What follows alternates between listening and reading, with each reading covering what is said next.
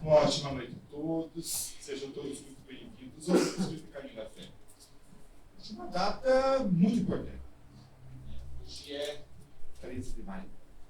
13 de maio, na história brasileira, é caracterizada pela abolição da escravatura. Uma das páginas mais tristes que temos em nossa história. Porém, é uma data realmente muito festiva ao mesmo tempo, porque no dia de hoje, o Espírito Caminho da Fé completa 18 anos. Então, ele atingiu a sua maioridade. E antes da gente começar a conversar um pouquinho, eu gostaria de chamar os nossos queridos mini-jovens para fazer uma leitura coletiva para iniciarmos essa noite que promete ser muito bonita. Nasceste no lar que precisavas, vestiste o corpo físico que merecias. Moras no melhor lugar que Deus poderia te proporcionar, de acordo com o planejamento. Possui os recursos financeiros coerentes com as tuas necessidades, nem mais nem menos, mas o justo para as tuas lutas terrenas. Teu ambiente de trabalho é o que elegeste espontaneamente para a tua realização. Teus parentes e amigos são a alma que atraíste com as tuas próprias afinidades. Portanto, teu destino está constantemente sob teu controle. Tu escolhes, recolhes, eleges, atrais, buscas, expulsas, modificas tudo aquilo que te rodeia a existência.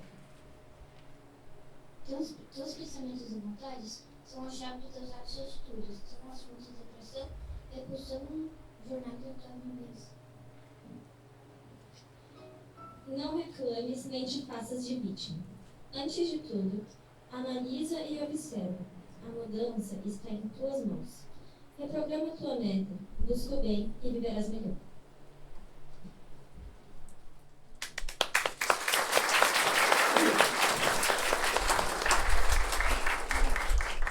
Temos mais motivos para comemorar. Sexta-feira tivemos eleição, Adriana, aqui na casa, e nosso querido irmão Rodrigo está conosco somando na gestão. Nos apresenta o nosso presidente, Rodrigo, e passo a palavra para ele nesse momento, que vai conduzir o restante da nossa conversa. Mas eu vou apresentar agora o nosso palestrante da noite, o Adriano Greco. Então, o Adriano, ele foi eleito pela Federação Espírita como presidente no ano de 2016 a 2017, reeleito em 2018 e 2019, foi vice-presidente em 2022 e 2023. E hoje é o nosso atual presidente da federação, né, Adriano? O Adriano está vinculado ao Centro Espírita Ildefonso Correia, onde faz parte do Conselho Deliberativo, é coordenador de grupos de estudo e expositor da doutrina espírita. Adriano, boa noite. Queridas irmãs, queridos irmãos, boa noite a todos. Uma alegria, uma satisfação enorme retornar a essa casa, especialmente numa data festiva. Quero inicialmente transmitir, em nome da Federação Espírita do Paraná, os nossos cumprimentos à diretoria, aos amigos, aos trabalhadores, porque é sempre muito especial quando a gente pode comemorar mais um ano de atividades, ainda mais com a casa cheia, né? Eu fico imaginando a alegria de vocês, a felicidade de vocês, né? Quando a gente idealiza uma atividade e vê a casa assim, repleta de pessoas que estão buscando a mensagem que o Espiritismo tem para trazer para nós. Eu gostaria hoje de abordar um tema, pretendo abordar um tema que me surgiu, a ideia surgiu, a partir de um estudo que fizemos recentemente em torno desta obra, intitulada Voltei. É uma obra psicografada por Francisco Cândido Xavier, nosso Chico Xavier, de um espírito intitulado, que se dá o nome, ele se apresenta como irmão Jacó. Porém, descobrimos logo mais tarde, logo depois da publicação da obra, porque ele coloca muitas referências durante o texto, que de fato se tratava de um personagem muito conhecido do movimento espírita da época. A obra, publicada em 1949, já tem uma mensagem no prefácio de 1948, e remete então àquele período em que nós estamos vivendo o período da guerra, o período do pós-guerra, e retrata a experiência de um personagem ligado ao movimento espírita, da Federação Espírita Brasileira. O nome dele é Frederico Figner. Frederico Figner. Para nós aqui do Sul, talvez nem todos o conheçamos, mas vale a pena conhecer um pouco sobre a vida de Frederico Figner, para a gente entender melhor o contexto da obra. E o título do texto, o título do livro, chama-se Voltei, não é? E surge exatamente de um pensamento que muitos de nós temos, se não um desejo assim na intimidade. O que era? Ele diz, em um determinado momento da obra, que ele cometeu até mesmo assim a indiscrição, digamos, a inconveniência de prometer aos amigos que, quando ele desencarnasse, ele voltaria para trazer mensagens ou comunicações a respeito de como teria sido a sua transição ou como seria o mundo espiritual. É como se nós aqui, eu vou me referir aqui a Marli, somos amigos há mais tempo, ao Benhur, não é? Como se nós, Marli, Benhur, seu Pedro, que temos também um carinho muito grande por ele, sempre nos recebeu com muita alegria aqui no GECAF. Então, é como se nós combinássemos assim. Olha, se por acaso alguém de nós desencarnar, vai que isso aconteça com a gente também, né? Quem for primeiro, mande mensagens para dizer como é que foi, como é que é, enfim. E, por favor, não esqueça da gente, né? Chegando lá, vá preparando um espaço, um cantinho, um lugar. Nos ajude, pelo amor de Deus, não é assim? Então, Frederico Figner fez esse combinado. Mas quando ele retorna, ele se deparará com uma realidade um pouco diferente. As coisas nem sempre são como a gente gostaria que fossem, né? Então, esta obra, Voltei, vai descrever essa experiência deste espírito que fala das horas, dos momentos que antecedem a sua desencarnação, também esta chegada no mundo espiritual. Tudo isso como é que se dá? Alguém tem curiosidade a respeito desse tema, não? Ou preconceito? Porque nós espíritas somos um pouco diferentes. Pelo menos deveríamos ser. Porque há muita gente que, quando ouve falar a respeito da morte, às vezes, nossa, né? Bate na madeira, muda de assunto, eu não quero falar sobre isso. O tema é tido pela sociedade como um tabu, não é? A gente fala assim, fulano desencarnou. Mas vamos falar de coisa boa, muda de assunto.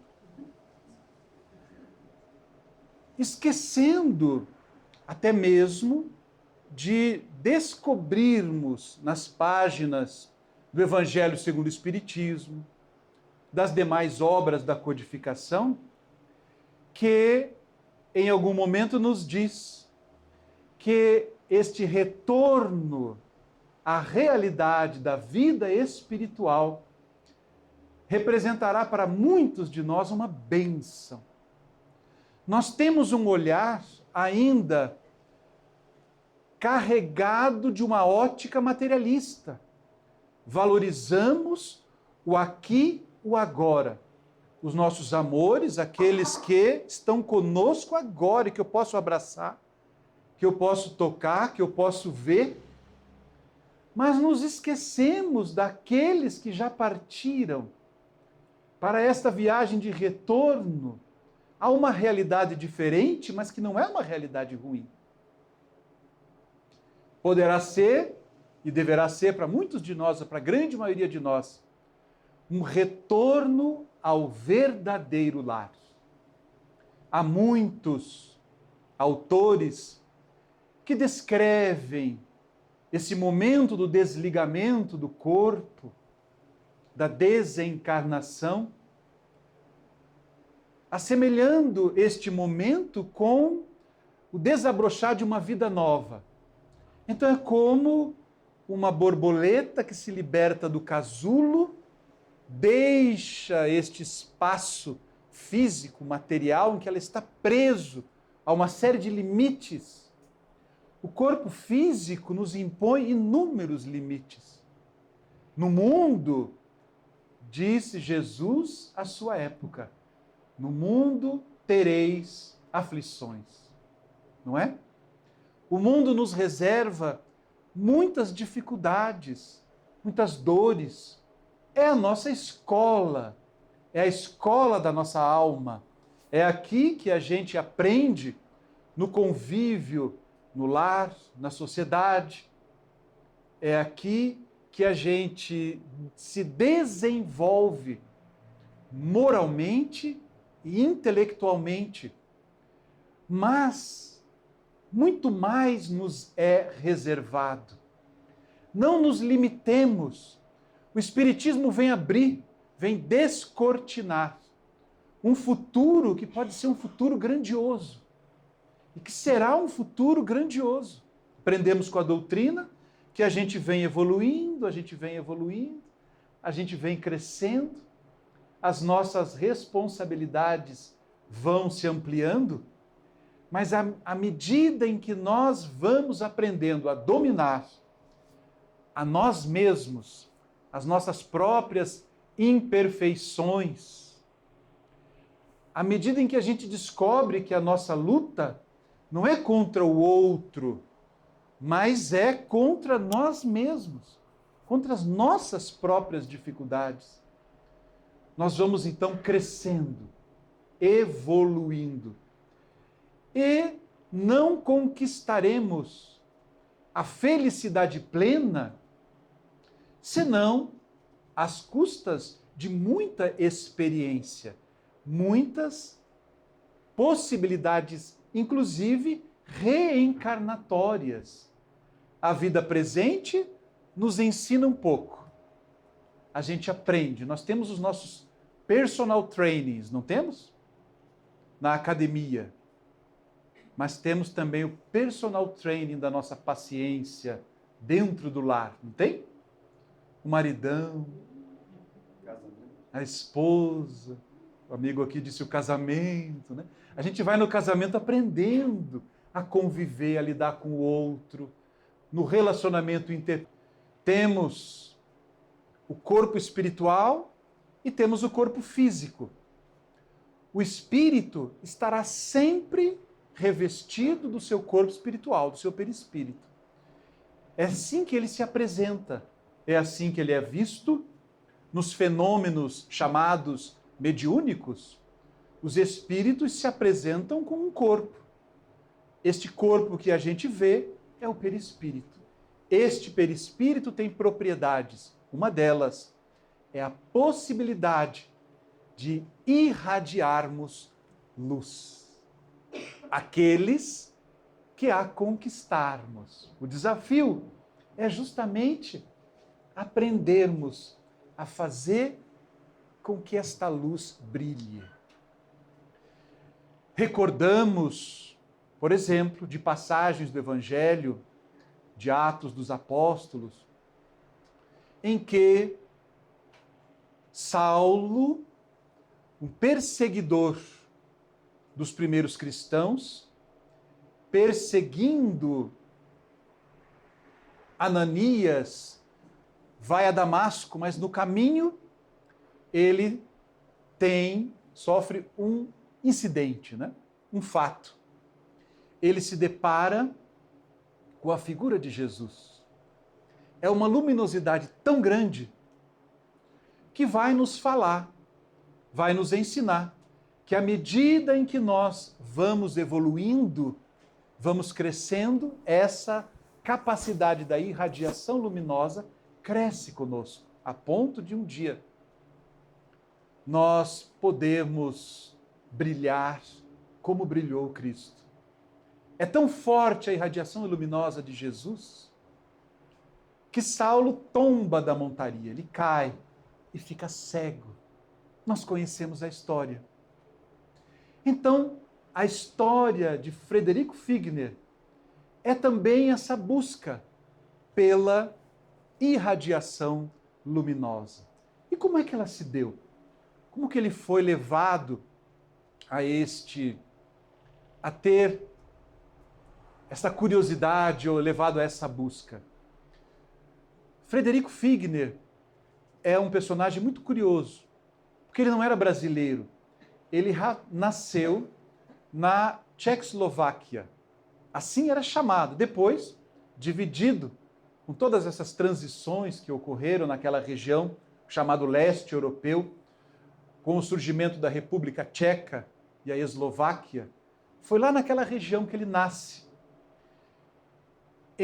No ano de 46. E lá, ele depois, muito jovem, numa família de judeus. Mas, ante as dificuldades daquela região à época, ele, como muitos jovens faziam, vem para a América. Ele embarca num barco a vapor, cruza o Oceano Atlântico, para fazer aquilo que muitos fizeram. Aquela cena que se repete em muitos filmes, não é? Desses imigrantes entrando e encontrando uma terra nova, uma nova vida. Assim ele fez. Isso se dá no período efervescente da América do Norte. É a época em que está reencarnado, por exemplo, Thomas Edison. E surge, àquela época, uma das invenções dessa grande alma, Thomas Edison, que é o fonógrafo, para se fazer som. Eu tenho uma imagem aqui, vou compartilhar com vocês. O nosso Frederico Figner, no ano de 1866, quando ele nasce, e depois em 82, quando migrou para os Estados Unidos. E aqui o fonógrafo.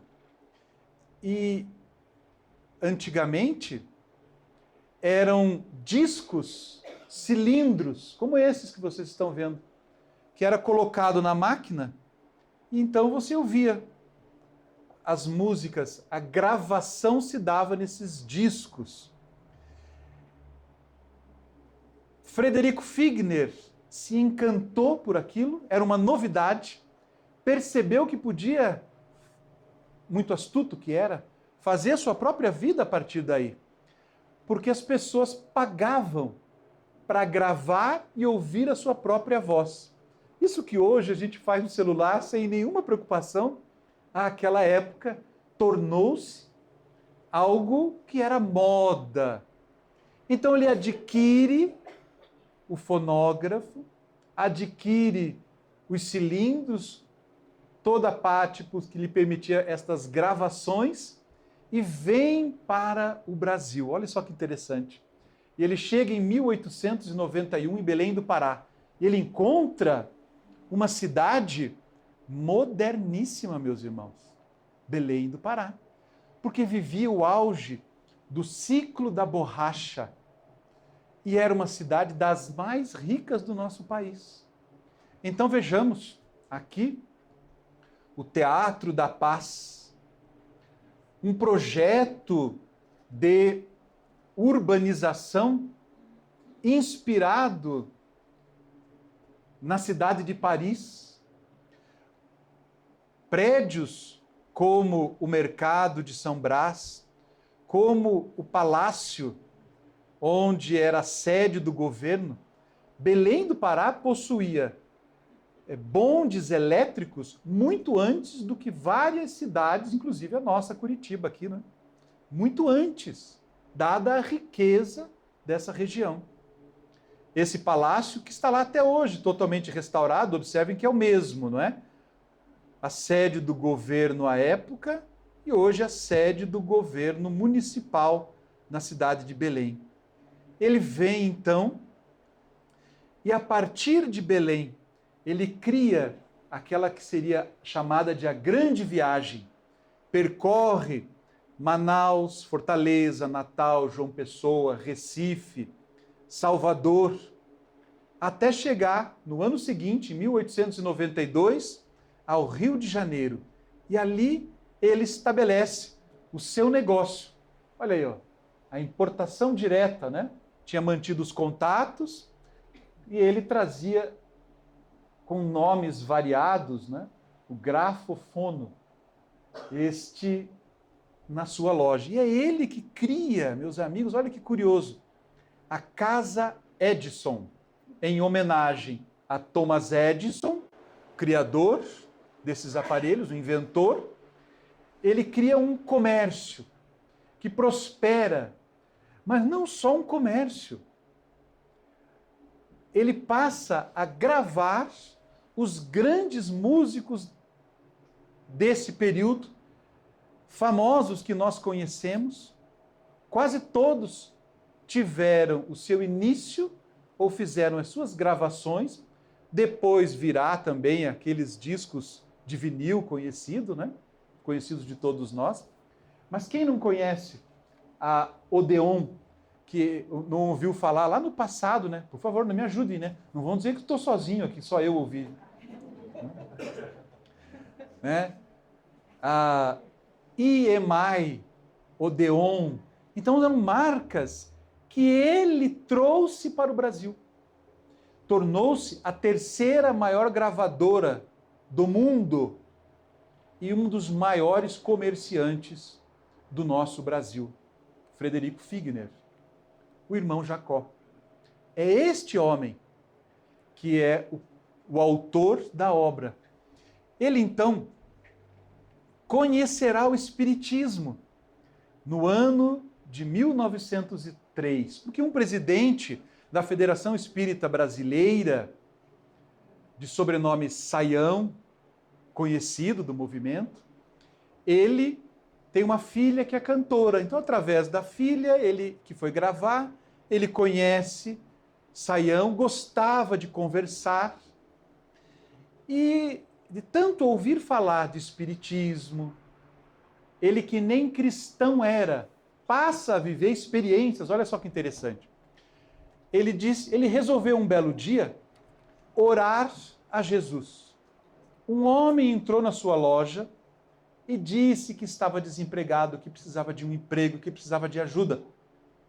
Então ele diz assim: eu vou orar pelo Senhor. E orou a Jesus. Olha, seu Jesus, se o Senhor resolveu o problema deste homem, eu vou lhe dar algum crédito. Vou começar a pensar no Senhor. Ele era judeu. Uma semana depois, o homem retorna dizendo: Senhor Frederico, estou empregado, muito obrigado. Estou empregado. Vim lhe devolver o dinheiro que o senhor havia me emprestado.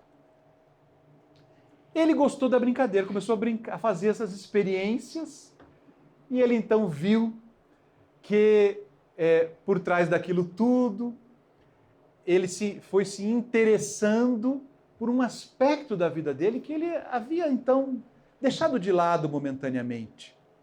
Mas descobre o Espiritismo na Federação Espírita Brasileira no Rio de Janeiro. Passa a integrá-la, a frequentar, a colaborar. E isto até que, no ano de 1920, há um episódio muito marcante na sua vida, que é a desencarnação da sua filha, jovem ainda, com 21 anos de idade, desencarna. Claro que ele sofre muito, mas ele terá a oportunidade de, no ano seguinte, visitar uma médium de nome Ana Prado, que era uma médium de efeitos físicos e que promovia fenômenos de materialização. Há uma obra da nossa Federação Espírita Brasileira, está aí o título, que descreve os fenômenos produzidos por esta médium, extraordinários. Ela sentava-se nessa cadeira, a médium, e ao lado dela viam-se, então, surgir através dos fluidos chamados de ectoplasma, né? São fluidos liberados pelo corpo da médium, a materialização de espíritos. E ele terá a oportunidade de abraçar a filha recém-desencarnada. Foram vários dias em que ele permanece em Belém com a família. E ele descreve 2 horas e 40 minutos de contatos direto com a própria filha. É claro que este fenômeno transforma a vida ou reforça ainda mais a convicção na possibilidade da sobrevivência à morte. Em condições diferentes, mas sua filha prosseguia viva. Abraçara a mãe, deixara que ele lhe acariciasse os cabelos. Um fenômeno extraordinário, mas que naturalmente impacta na vida de Frederico Figner. Ele, eu disse, faz fortuna. E até hoje, no Rio de Janeiro, se nós pesquisarmos quem, por exemplo, construiu a Casa dos Artistas, ou melhor, o Retiro dos Artistas, que existe até hoje, alberga artistas que por alguma razão não prosperaram, não conseguem se acomodar, são ali acolhidos. É uma construção, uma doação de Frederico Figner. E a sede do Arte Sesc no Rio de Janeiro, hoje ocupa a Mansão Figner, a casa onde ele morava. É este homem que, no 19 de janeiro de 1947, desencarna. E ele diz, o texto do jornal A Noite Ilustrada diz assim: morreu o mais brasileiro de todos os estrangeiros, o velho e conhecido Frederico Figner, nome que pelos seus atos simpáticos ao povo e às coisas do Brasil angariou uma lista interminável e sólida de amizades. Na Casa 99, e aí ele vai. O cidadão dos 1000 amigos, o protetor dos necessitados, o camarada dos camaradas. Assim ele era conhecido. Pelas suas ações na caridade. Ele desencarna, retorna, então, para narrar como foi a sua transição.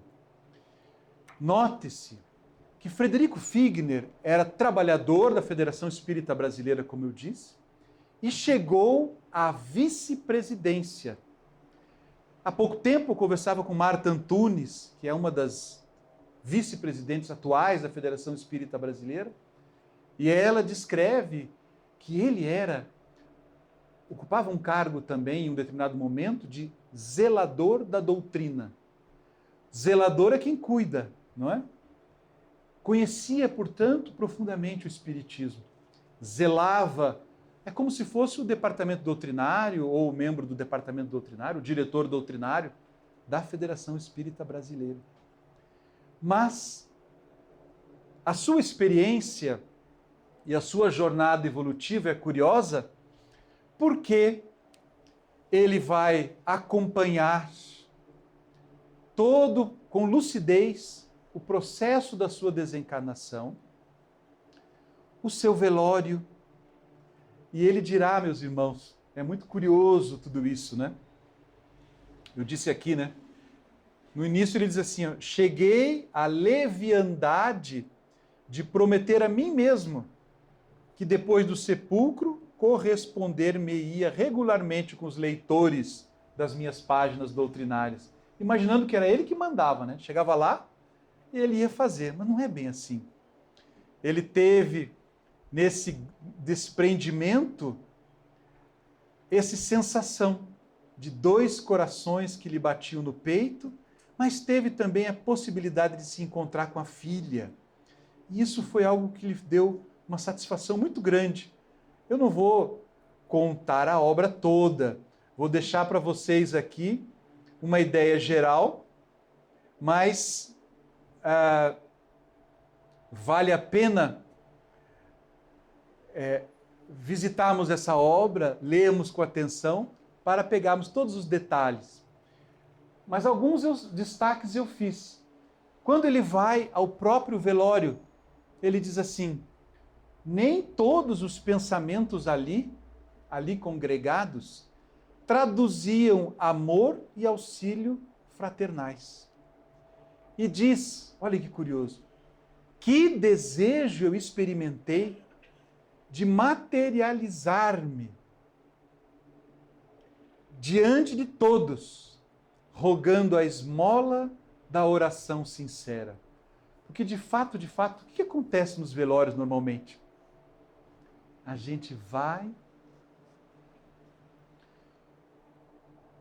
o companheiro, o amigo, o familiar está ali, num processo de desligamento, porque aprendemos que a desencarnação ela não se dá, esse desligamento, imediatamente a partir da morte biológica atestada pelos médicos.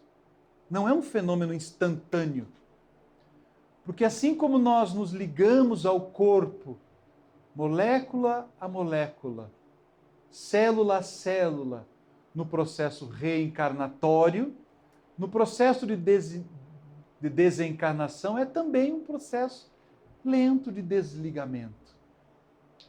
Então, muitas vezes, o espírito ainda está por perto, sentindo, colhendo as nossas vibrações, as nossas sensações, as sensações que estão no ambiente. Então, como é importante que nesses momentos nós possamos lembrar daquele que ali está. Orarmos por ele, vibrarmos positivamente por ele. Isso é fundamental. Então ele diz assim: como eu desejei materializar-me para pedir que alguém ore por mim. Porque falava-se de tudo. A gente não faz isso, não. A gente não faz. Não?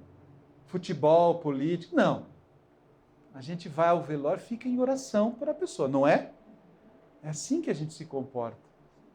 Então, ele descreve esse episódio muito interessante, é uma lição para todos nós.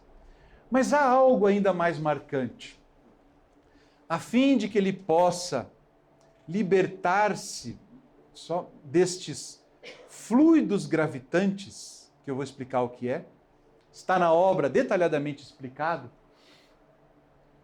O ambiente em que nós estamos, meus amigos, em que nós vivemos a vida toda, e ele desencarnara dentro do lar, na sua própria casa, o ambiente, as vibrações, as energias, as orações dos familiares, nem sempre elas nos auxiliam no processo de desligamento. Porque a nossa oração, ela vai carregada no desejo de que a pessoa vá ou fique? Depende, né? Depende. Muitas vezes, nós queremos a pessoa conosco. Esquecemos ou não consideramos por desconhecimento que o melhor poderá ser, de fato, esse retorno. Então, o ambiente, as orações, as vibrações, criam esse ambiente fluídico que não nos favorece. O que faz, então, Bezerra de Menezes, que vem, esse espírito benfeitor, vem acolher Frederico Figner, junto com a sua própria filha, aquela mesma que ele havia encontrado num fenômeno mediúnico, agora estará ao lado dele. Todos nós, meus irmãos, teremos espíritos que somos em condições medianas de desenvolvimento moral. Se não errarmos no graúdo, mas no miudinho, né? A gente, claro, não somos perfeitos, mas nós teremos este assessoramento espiritual, o reencontro com familiares, aqueles que a gente imagina que nunca mais vai encontrar, a avózinha querida, a mãe amada, um irmão, uma filha, que nestes momentos designados por Deus, vem em nosso socorro, nos auxiliar no processo de adaptação a essa nova realidade. Então é Bezerra de Menezes que vem em seu socorro, lhe auxiliar, conduz, o livro fala isso, conduz Frederico Figner a uma região, a um espaço espiritual que ficava próximo à praia. E ali, então, aquele ar diferente,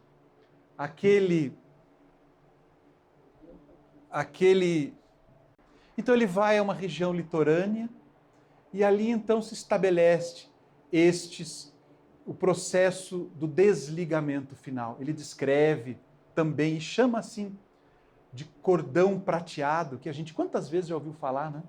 É ali nessa obra de Frederico Figner que ele falará da existência desse laço fluídico que nos liga ao corpo e que vai sendo lentamente, então, desconectado. Permanecerá nessa praia porque, naquele momento, 15 espíritos são aguardados para compor uma caravana que vai se deslocar para uma colônia espiritual. Não permanecerão aqui. Retornarão ou vão para uma colônia espiritual, uma região no mundo espiritual.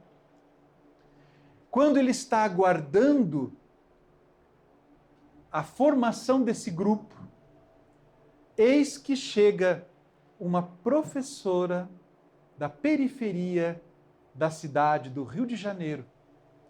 Era o espírito que estava sendo aguardado, que também havia desencarnado naquele dia, para que a caravana pudesse seguir.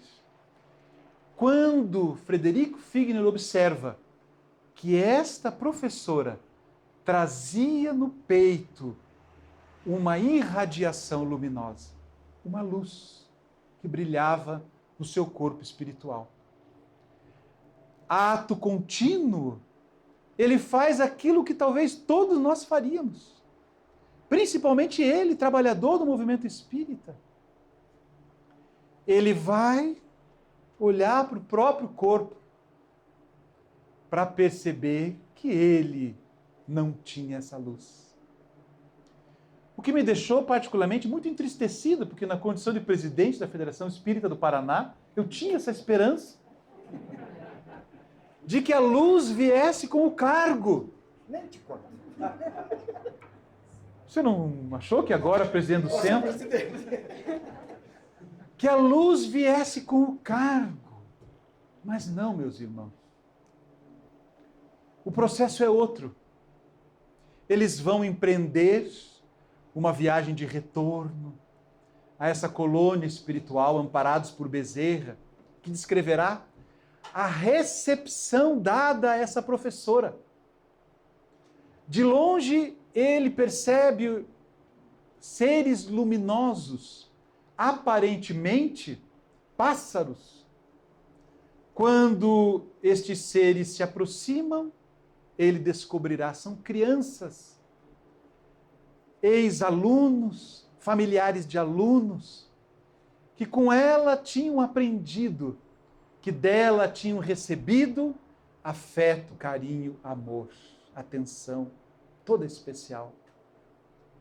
Então, nós sabemos quem traz na intimidade a irradiação luminosa. Às vezes, dentro da nossa casa espírita. Quem a gente busca para receber um abraço? Às vezes, quase sempre, essas pessoas nunca tomaram o microfone, não estão nos púlpitos, não deixam mensagens gravadas porque não são grandes intelectuais. Porque na linguagem que tem valor no mundo espiritual, não serão os cargos os mais importantes, mas sim aquilo que se faz, aquilo que se vive. Então nós vamos buscar, e pensem, meus irmãos, agora, numa pessoa que você acredita, ela tem essa luz. Às vezes é a nossa mãezinha, a nossa avó, alguém da casa espírita, alguém que a gente conheceu, alguém que nos recebeu, alguém que nos dá o passe, uma evangelizadora do passado, um amigo, uma amiga. São pessoas que a gente valoriza pelo que elas são, pelos que elas irradiam, pelo que elas transmitem quando estão conosco. Então, nosso Frederico Figner empreenderá uma jornada iluminativa. Estará em busca dessa própria luz. Vai se matricular na Escola da Iluminação. Ele que será recebido por lá, por Guilhom Ribeiro, ex-presidente da FEB, Cairbar Schutel, Bittencourt Sampaio, grandes nomes do movimento espírita que, se a gente busca, a gente vai descobrir. E que, claro, estes sim, já tinham a sua iluminação, a sua luz própria. Mas ele vai permanecer 200 dias, trabalhando a sua própria intimidade, sendo convidado a voltar a ser menino de novo, a esquecer, porque isso nos atrapalha. Quando a gente tem uma posição, um cargo,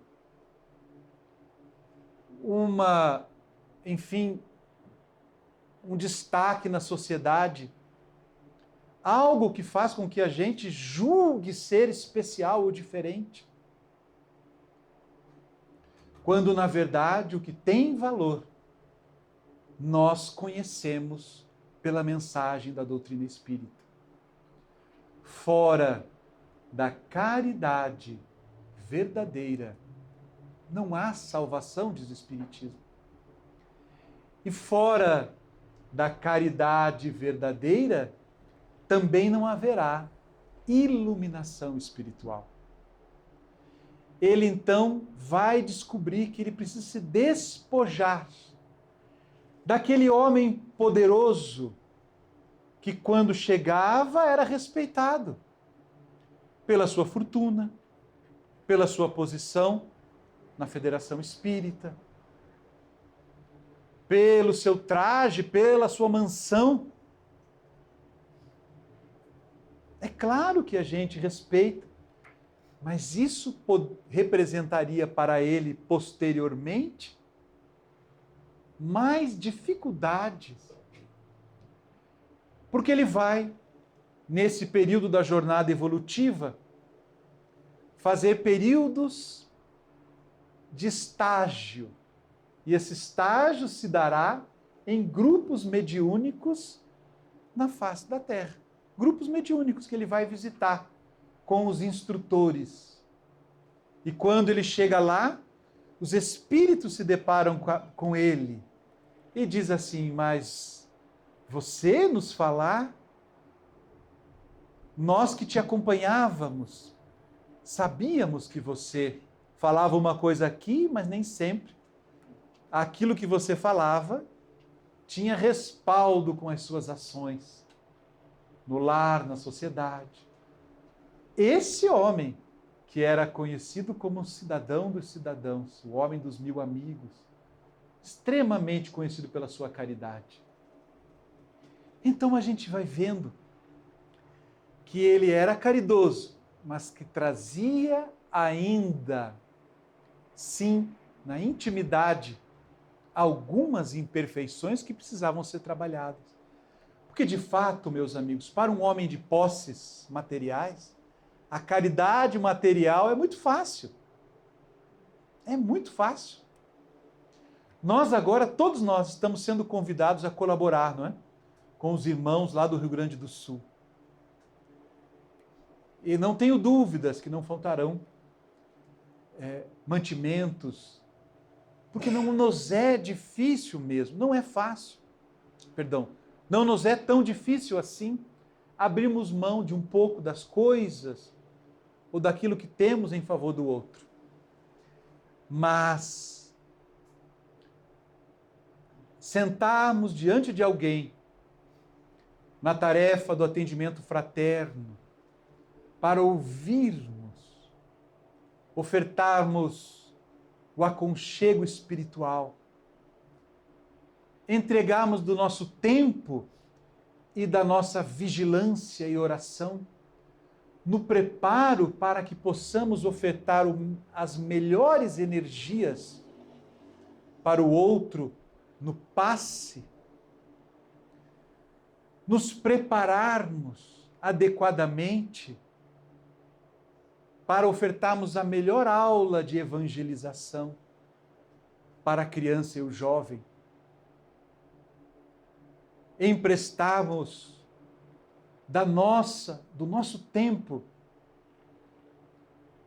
para trabalharmos a nós mesmos, de tal forma que possamos ser os instrumentos mais adequados no grupo mediúnico, na tarefa da recepção, da livraria, mas lá fora no mundo, no ambiente da família. É isso que vai nos dar, de fato, a possibilidade de conquistarmos essa luz permanentemente. Que essa luz seja conquista, para que ela seja conquista, ela precisa ser trabalhada em nós. Nós precisamos refletir sobre as lições que o Cristo já nos trouxe há tanto tempo. Ele que nos convidou a amar até mesmo os inimigos. Então nós temos que traduzir isso. O que isso representará para nós? Essa capacidade de amar até mesmo os inimigos. Como posso trazer isso para o meu dia a dia? Ele que nos convidou a perdoarmos, não apenas 7 vezes, mas 70 vezes 7 vezes. Claro, o que ele queria dizer é que nós temos que perdoar sempre. Perdoar sempre. Porque o perdão representa essa possibilidade de compreender que o outro que se equivoca agora para conosco é um ser tão imperfeito quanto eu, que também vou errar, que também já errei. Então, quando Jesus nos diz, brilhe a vossa luz, Ele está nos convidando a seguirmos os seus ensinamentos, os seus passos, de fato para conquistarmos este poder da irradiação luminosa, transformando a nós mesmos, transformando-nos inicialmente, antes de desejarmos transformar a quem quer que seja. Então, é esse espaço na mente em que eu estou com a consciência tranquila, porque fiz o meu melhor, porque faço o meu melhor, onde quer que eu esteja. No lar, no convívio com o outro, na sociedade, na casa espírita, eu ofertarei sempre o meu melhor. Que essa mensagem que Jesus nos traz, brilhe a vossa luz. Vós sois o sal da terra. Veja como ele trabalha nossas possibilidades. Porque ele poderia dizer assim, né? Vocês não têm jeito. Mas não. Ele diz, brilhe a vossa luz. Vós sois o sal da terra. O sal, ele traz um tempero, né? Um tempero diferente. É para a gente fazer algo diferente. Jesus confia em nós. Ele acredita em nós. Ele acredita nessa possibilidade que todos nós temos de evoluirmos, de crescermos, de nos transformarmos. Acreditemos também em nós mesmos. Hoje, amanhã, é possível mudarmos as nossas vidas, é possível nos transformarmos. Um pouquinho que seja, é possível sermos hoje melhores do que ontem. É possível. Jesus acredita em nós. Acreditemos em nós também, nós mesmos. Que Jesus prossiga nos abençoando, abençoando essa casa, abençoando a todos, meus irmãos. Muita paz, muito obrigado.